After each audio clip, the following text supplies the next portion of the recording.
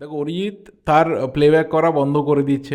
India তার fourth T20 নিউজিল্যান্ডের এগেনস্টে হেরে গেছে। এবং তার থেকেও বড় কথা যে কালকে মাঝরাত্রিরে ভাই রীতিমতো হিউমিলেটেড হয়েছি বেনফিকার এগেনস্টে। রিয়াল মাদ্রিদ যে পারফরমেন্স তুলে ধরেছে, যে খেলা আমরা দেখেছি, হিউমিলিয়েশন, আটার হিউমিলিয়েশন। যে ম্যাচটা আমাদের জিততে তো হতে, আমরা তাহলে 3 নম্বর পজিশনে শেষ করতাম, কারণ থার্ড পজিশন থেকেই আমরা এই কালকের লাস্ট রাউন্ড শুরু করেছিলাম। সেখান থেকে একদম নয়ে, মানে প্যাথেটিক ব্যাপার যে সব থেকে সফল টিম তারা টপ 8-এর বাইরে শেষ করছে। গতবারের রানার্স আপ টিম তারা 10 নম্বরে শেষ করছে, এবং গতবারের চ্যাম্পিয়ন টিম তারা 11 নম্বরে শেষ করছে। তো এই ধরনের ব্যাপার কিন্তু হয়েছে। এইগুলো মানে কী আর বলবো, আলাদা করে কিছু বলার নেই। যারা যে টিমের ফ্যান তারা সেটাকে রিয়েলাইজ করতে পারবে। আর যারা টপ 8-এ শেষ করেছে তাদের জন্য অবশ্যই কংগ্রেচুলেশনস। তাদের ফেব্রুয়ারিতে চ্যাম্পিয়ন্স লিগের কোনো ম্যাচ থাকছে না, সরাসরি তারা মার্চে খেলবে। এবার কালকের এই ম্যাচ নিয়ে তো ডেফিনেটলি কথা বলবো, মাদ্রিদের ভবিষ্যৎ নিয়ে কথা বলবো। যারা মাদ্রিদ ফ্যান তারা এই ভিডিওটাকে অনেক বেশি রিলেট করতে পারবে। যারা মাদ্রিদের ফ্যান নয়, বার্সেলোনা ফ্যান বা অন্য কিছু, তারা ভাই রীতিমতো খোঁচা মারতে আসবে, আমি জানি, ভালো কথায়, আলাদা ব্যাপার সেটা। আর একটা কথা বলার রয়েছে, সেটা হচ্ছে এই চ্যানেলের নামটা। হ্যাঁ, আমি এখানে এসে স্টিক করলাম বং পিএনপিসি 2.0। আমি আমার মেন চ্যানেলের সাব চ্যানেল হিসাবেই বারবার করে এটাকে দেখেছি, দেখানোর চেষ্টা করেছি। এটা ব্যাকআপ চ্যানেল বলতে পারো, ইউরোপিয়ান ফুটবলের চ্যানেল বলতে পারো, ওয়ার্ল্ড ফুটবলের আড্ডার চ্যানেল বলতে পারো, বা ইন্ডিয়ান ফুটবলে যেগুলো হাটকে টপিক হবে সেই টপিকের চ্যানেল হতে পারে। মানে সেই টপিকের ভিডিও আসতে পারে, সেই রিলেটেড চ্যানেল। তো যা নাম ছিল সেই নামগুলো সিরিয়াসলি আমার সাথে যাচ্ছিল না, অনেক পরীক্ষা নিরীক্ষার রাস্তাতেই গেছি। বাট ফাইনালি মনে হলো যে আমার মেন চ্যানেলের সাথে কানেক্টেড চ্যানেল হিসেবে 2.0 বং পিএনপিসি এই নামটাই আপাতত যাচ্ছে, এবং সেটাই ফাইনাল করেছি। মানে কালকে নাম চেঞ্জ নিয়ে আই লিগের এসব বলছিলাম, তো তারপরে দেখলাম যে না, নাম চেঞ্জ করলে ভাগ্যের পরিবর্তন তো ডেফিনেটলি কারোর হয় বলে আমার বিশ্বাস হয় না, কিন্তু একটা রেলিভেন্সি কোথাও না কোথাও কানেকশানে থাকে।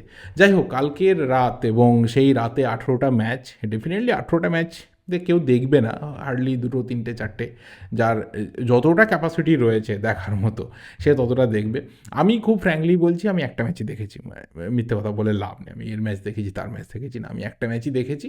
এবং আমার পার্সোনালি মনে হয়েছে যে এই ম্যাচটা দেখায় দরকার রয়েছে, যেটা আমি অ্যাজ এ ফ্যানও, এবং আমার পার্সোনালি মনে হয়েছে যে যখন রিয়াল মাদ্রিদ নামছে, উল্টো দিকে বেনফিকার একটা রিচ হিস্ট্রি রয়েছে, রিসেন্ট ফর্ম খুব একটা খারাপ না, এবং সেই টিমের ডাগ আউটে বসে রয়েছে the special one, Jose Mourinho. এবং সেই ম্যাচ মাদ্রিদের জন্য ইজি হবে না, কারণ মাদ্রিদ যে সিচুয়েশনে রয়েছে, খুব বিরাট কিছু তো একটা ছন্দ নেই যে আমরা হ্যাঁ বিশাল কনফিডেন্সের সাথে গেছি, খুব বিরাট কিছু ব্যাপার। এবং সবথেকে বড় কথা, অ্যাওয়ে ম্যাচ, পর্তুগালে ম্যাচ হচ্ছে, হোম অ্যাডভান্টেজ নিয়ে তারা খেলতে নেমেছে বেনফিকা।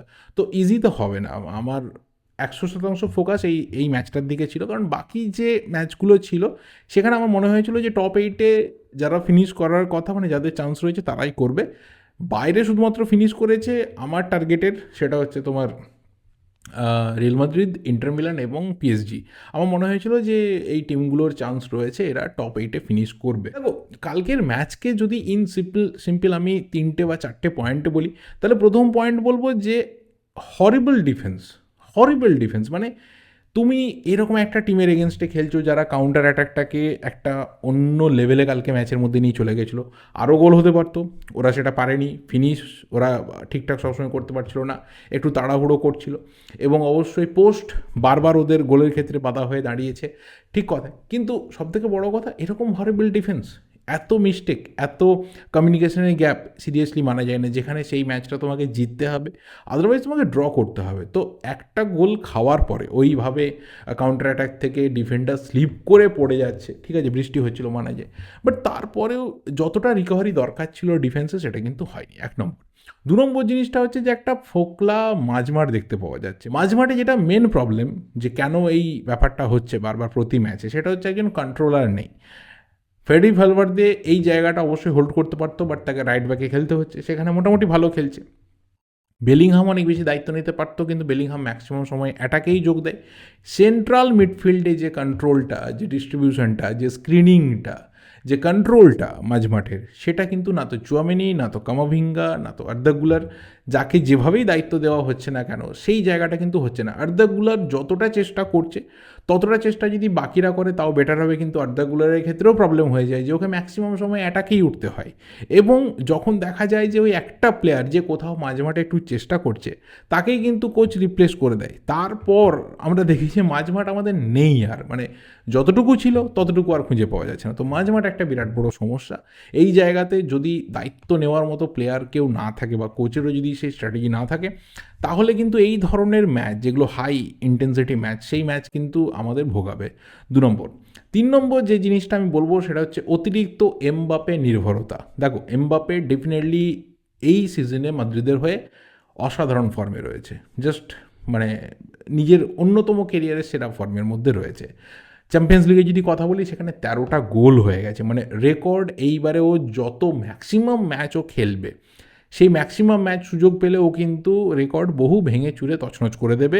একটা সিজনে ম্যাক্সিমাম গোল করার যে রেকর্ডস রয়েছে সব ঠিক আছে, বাট বাকিরা যারা রয়েছে তাদের থেকে যতটা এক্সপেক্টেড পারফরমেন্স দরকার, একটা যে কনসিস্টেন্সি দরকার, সেটা কিন্তু হচ্ছে না। এই একটা প্লেয়ার যে কনসিস্টেন্ট, যে গোল করলে যেখান থেকে খুশি গোল করলে আমরা ম্যাচের মধ্যে থাকবো, ফিরে আসবো, জিতবো, ভাগ্য তৈরি হবে সব কিছু, কিন্তু বাকিরা তাদের মধ্যে যে কনসিস্টেন্সি দরকার ছিল সেটা কিন্তু নেই। তুমি যদি স্ট্যাটস ঘাঁটতে যাও, সেইভাবে তুমি কাউকে খুঁজেই পাবে না যে যার গোল কন্ট্রিবিউশন এমবাপের ধারে কাছে রয়েছে বা তার হাফও রয়েছে।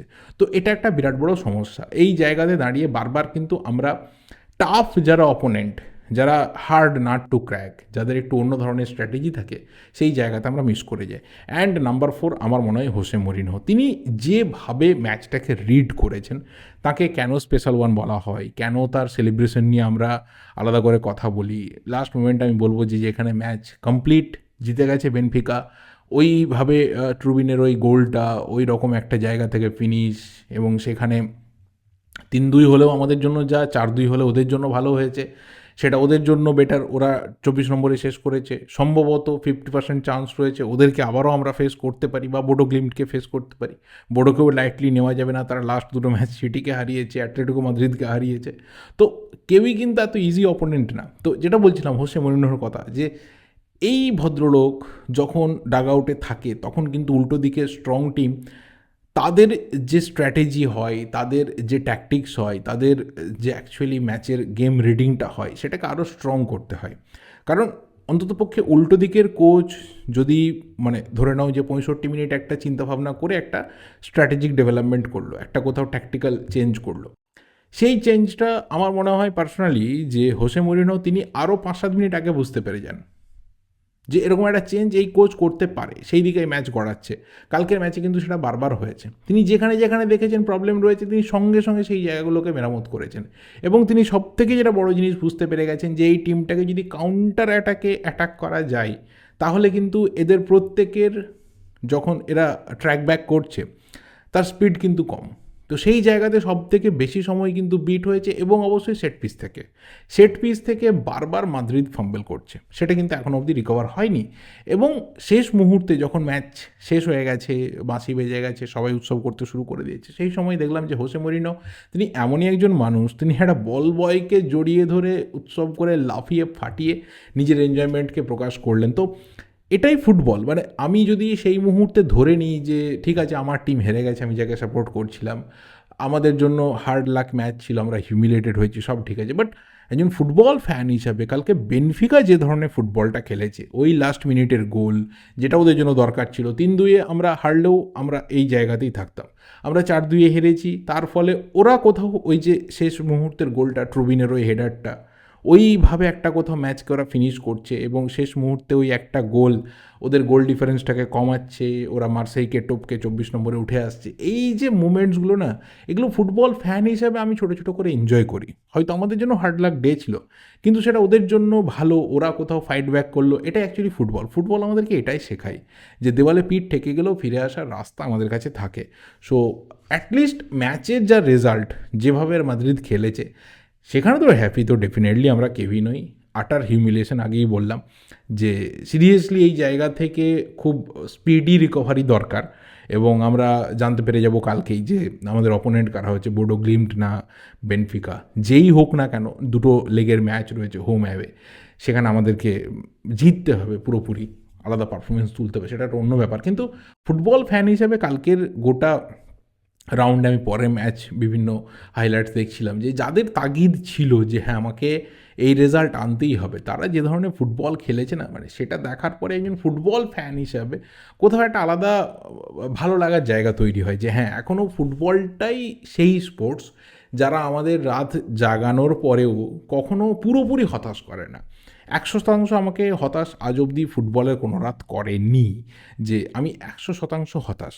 কোনো না কোনো একটা ইনসিডেন্ট হয়েছে, কোনো না কোনো একটা ব্যাপার হয়েছে, যার জন্য আমি মানে 1% হলেও আমি একটা আশা নিয়ে আবার পরের দিনের অপেক্ষায় থেকেছি। তোমরা কিভাবে এই ম্যাচকে দেখেছো, কালকের রাউন্ডকে দেখেছো, এই টানটান উত্তেজক ব্যাপারটা দেখেছো, কোন টিমের সমর্থক হিসাবে কোন ম্যাচ দেখেছো, কিভাবে এনজয় করেছো, অবশ্যই কমেন্ট বক্সে জানিও। আমি আমার ভিডিওটা এখানেই শেষ করছি। ভালো লাগলে লাইক করো, শেয়ার করো, দেখা হবে অবশ্যই পরের ভিডিওতে। টিল দেন, চ্যানেলে নতুন হলে চ্যানেলটা অবশ্যই সাবস্ক্রাইব করে যাও। Thank you and good bye.